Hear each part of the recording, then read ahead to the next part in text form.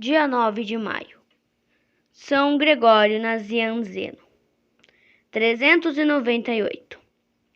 São Gregório era natural de Nazianze, onde nasceu em 300, de uma família de santos. O pai Gregório, a mãe Nona, os irmãos Cesário e Gorgonia figuram no catálogo dos santos da Igreja. Viver em tal atmosfera, não é de admirar que também Gregório enveredasse pelo caminho da perfeição cristã. Moço ainda, teve um sonho extraordinário. Parecia-me, disse ele, que via duas senhoras formosíssimas, representando uma castidade e outra sobriedade. Ambas acariciaram-me, como se fosse um filho, e convidaram-me a segui-las. Vem conosco, disseram-me, e nós te levaremos até a luz da imortal Trindade. Desde aquele momento, vivi em Gregório a resolução de permanecer no estado virginal. Após os primeiros estudos de gramática, frequentou as escolas célebres de filosofia de Cesareia, Alexandria e Atenas. Nesta última cidade conheceu São Basílio, com quem se ligou por laços de íntima amizade. Unidos por uma afinidade de sentimentos, os dois jovens segregavam-se dos estudantes frívolos, evitavam o jogo, fugiam da ociosidade de outros vícios, que quase sempre aderem à mocidade, dedicando-se unicamente ao estudo e às práticas de piedade.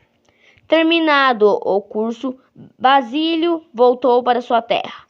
Gregório, porém, ficou em Atenas, onde lecionou retórica, matéria em que ninguém o alcançava.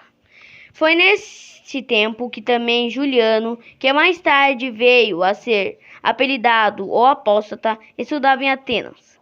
Gregório, ao ver os costumes dissolutos desse príncipe, exclamou: "Que monstro império romano está criando!"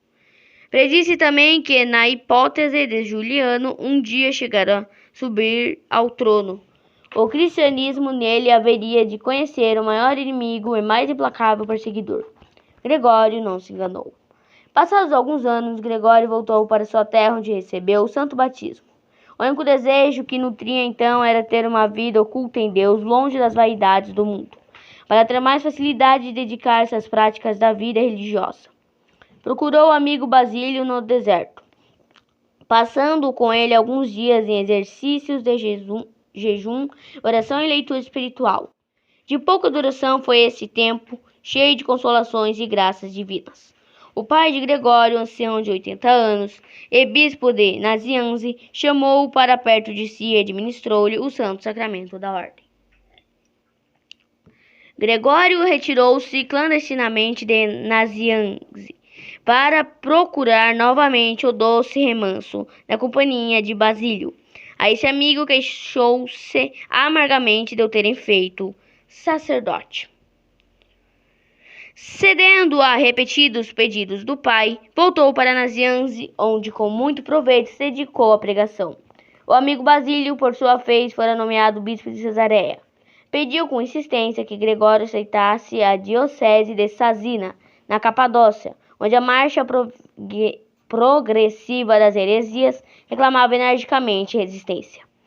Gregório aceitou a direção da diocese, quando, porém, apareceu um outro candidato, com provas problemáticas de direito à mitra de Sazina. Gregório imediatamente lhe cedeu o lugar para trabalhar como bispo coadjutor em Nazianze, até a morte do velho pai, 373. Como os bispos da província demorassem em nomear o sucessor do bispo falecido, Gregório retirou-se para Seleucia, metrópole de Isauria, onde viveu 5 anos. Ali encontrou a notícia dolorosíssima da morte do amigo São Basílio. Em 378, morreu o imperador Valente, que tinha sido o braço forte do arianismo. Para a igreja chegou uma época de paz, a qual Gregório, a pedido de vários bispos, aproveitou para uma viagem a Constantinopla, onde a heresia, devido à proteção do imperador, tinha feito grandes progressos. Gregório desenvolveu todo o zelo na defesa da fé católica e na conversão dos hereges. Pouco tempo depois foi nomeado bispo de Constantinopla com o título de patriarca. Com a extraordinária energia que lhe era própria, com a grande estima de que gozava, junto do imperador Teodósio o Grande, conseguiu Gregório que todas as igrejas que se achavam em poder dos arianos fossem restituídas aos católicos. Proporções ameaçadoras tomou o ódio dos sectários, os quais resolveram a morte do patriarca. O assassino por eles contratado veio ao palácio do patriarca a título de fazer-lhe uma visita. Deus tocou o coração do criminoso, o qual, estando a sós com o patriarca, em vez de se atirar contra ele, caiu de joelhos e, confessando o plano tétrico, pediu humildemente perdão. Gregório disse: pede perdão a Deus que me salvou. Nada mais exijo, senão que abandones a heresia. Os sofrimentos não lhe vieram só da parte dos hereges. Também os católicos lhe prepararam cruz pesada. Entre os próprios bispos surgiu uma grande dissidência, porque alguns consideravam ilegal a elevação de Gregório à sé patriarcal. Gregório fez-lhes ver que, se ocupava a sé patriarcal, não era porque a tivesse desejado, mas porque o haviam obrigado a aceitar o cargo.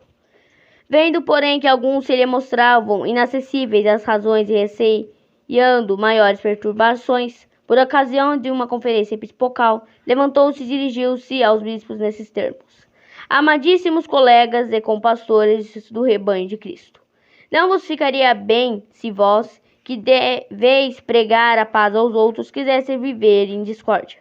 Se achardes que sou o causador desta desunião, atirai comigo ao mar e haverá paz.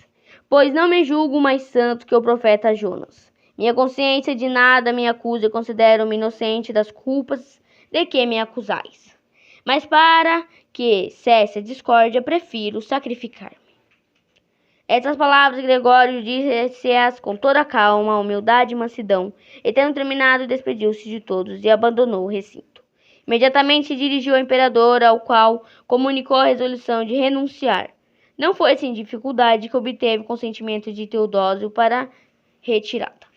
Pela última vez subiu ao púlpito da catedral e despediu-se dos diocesanos, aqueles que mais se deviam alegrar com sua saída, aos libidinosos e ímpios, cujos vícios tantas vezes verberara, sem dó e sem misericórdia, dedicou as seguintes palavras: batei palmas, alegrai-vos, exclamai em altas vozes, essa língua aborrecida e tagarela não mais nos ofenderá. Sim, nada mais dirá. Mas ficou a mão, e pena e tinta não faltarão para entrar na luta. Terminado, disse-lhes: peço-vos, meus queridos filhos, que guardeis fielmente o que vos ensinei. A graça de nosso Senhor Jesus Cristo esteja com todos vós. Amém. Esse sermão de despedida profundamente impressionou o auditório. Muitos choraram. Para impedir-lhe a saída, os diocesanos empregaram todos os meios. Mas Gregório ficou firme no propósito e retirou-se para sua terra, onde fixou residência num sítio chamado Arianzo, que herdara do pai. Gregório alcançou uma idade muito avançada. Doença contínua prendeu ao leito por muitos anos. Em meio aos sofrimentos achou conforto na oração e na meditação. De quando em vez pregava da pena para escrever contra o arianismo ou para animar os católicos a perseverarem na fé. Deus permitiu que este santo homem, tão provado na virtude, fosse constantemente perseguido por tentações as mais atrozes contra a pureza de coração. Na oração e na penitência, achou Gregório o meio mais poderoso para as combater. Foi ainda por permissão de Deus que homens sem consciência, para o desprestigiar, o caluniaram de uma maneira indigna. Chegaram até a acusá-lo perante o bispo de Tianer de vícios depravantes. Gregório sofreu tudo com resignação e paciência, perdoando de coração aos caluniadores. Gregório morreu santamente em 398. No tempo das cruzadas, as relíquias do santo foram transportadas para Roma. Por uma pequena falta no falar, São Gregório impôs-se uma penitência de 40 dias de silêncio. Quantas faltas não cometemos pela língua e, faltas graves como sejam, mentiras, maledicências, difamações, juízos temerários e injustos, más conversas, etc., etc. mas muitas vezes nem temos consciência do mal que praticamos. Tão enraizado se acha em nós, nem por isso estamos livres de responsabilidade, nem por isso será mais suave o juízo de Deus que nos espera. Quem tem mau hábito de pecar pela língua deve andar sempre de sobreaviso e observar muito bem a si próprio. De grande efeito é esta vigilância unida à penitência, que se deve seguir sempre que a nossa consciência nos acusar de uma falta. Penitências que devemos então praticar são dar uma esmola, visitar um doente, impor-se um silêncio rigoroso durante um determinado espaço de tempo, etc. Para evitar rixas e contentas, o São Gregório renunciou à posição de bispo. Um cristão verdadeiro será sempre fiel, conservador da paz e da concórdia. Ódio, rancor são contrários ao Espírito de Cristo, e indignos de quem lhe traz o nome.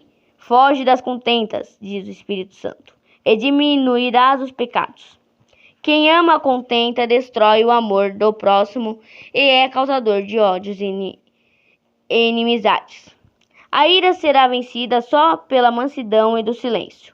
Uma palavra mansa quebra a ira, quando uma pessoa áspera provoca o ódio. Para conter e vencer o homem mau e rancoroso, não há como silêncio. Melhor é ceder ou tolerar do que pagar ao pé da letra. Observa essas regras e não te hás de arrepender.